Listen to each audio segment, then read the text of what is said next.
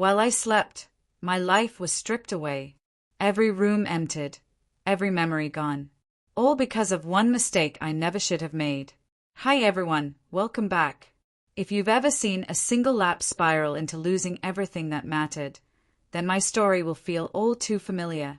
I'm Natalie, 29, and not long ago, I believed I was living the dream. I was married to Lucas, 31. For 2 years, we built a home filled with laughter, hope, and plans for a future we thought was unshakable. But it all collapsed in a way I never imagined. That morning, I woke to silence. The furniture, the photos, the warmth, gone. For a moment, I thought we'd been robbed. But the doors were locked. Nothing was broken. Then I saw the note on the counter, written in Lucas's unmistakable hand. Happy New Year, Natalie. May your fresh start treat you better than I did. My chest tightened. The man who had carried me through storms had vanished without goodbye. Let me take you back. 3 years earlier, I met Lucas at my internship. He was a supervisor, sharp, respected, magnetic in a quiet way.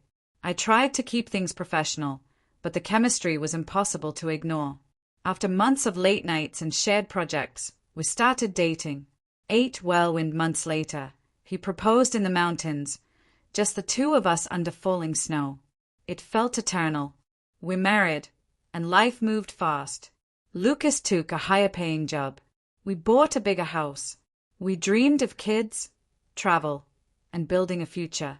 My career accelerated too, but with it came pressure. I worked late, brought stress home, and began leaning on wine to cope.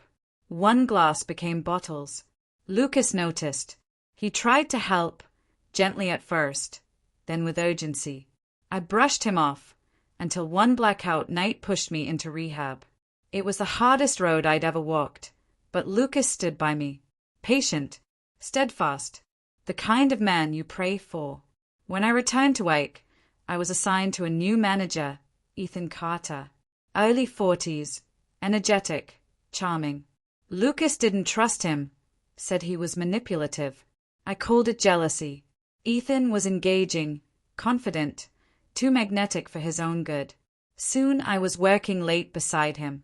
Texts, emails, late nights at the office. Lucas noticed. He warned me, but I told him it was just work. The distance between us widened. Then one night, after everyone left, Ethan asked how I was holding up. I broke. I spilled everything. My guilt, my fear, my fights with Lucas. He listened, silent. Then I crossed a line. I kissed him. It was clumsy, desperate, wrong. We pulled back instantly, swearing it would never happen again. But secrets leave scars.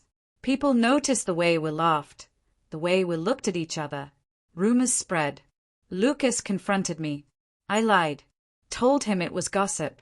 I never mentioned the kiss. I thought if I buried it deep, I could fix everything. By December, I was desperate to make amends. I cooked his favorite meal. I promised to switch teams. Lucas agreed to try again. We swore to reset in the new year. Then came the company's New Year's Eve party. Ethan urged me to bring Lucas, and I agreed. Maybe it would heal the tension. Drinks flowed. I hadn't touched alcohol in over a year, but I told myself one glass wouldn't hurt. 1 became 5. Lucas was upset. I brushed him off. At midnight, in front of everyone, I toasted with Ethan and kissed him. Lucas saw. By morning, he and everything we built were gone. Now I sit in a bare apartment, sober again but surrounded by silence. Lucas never called, never wrote. I don't think he ever will. Trust is fragile. Sometimes it isn't the mistake that ends a love. It's the lies, the distance, the weakness you excuse until it's too late. If someone stands by you at your lowest, don't give them a reason to leave when you're at your peak.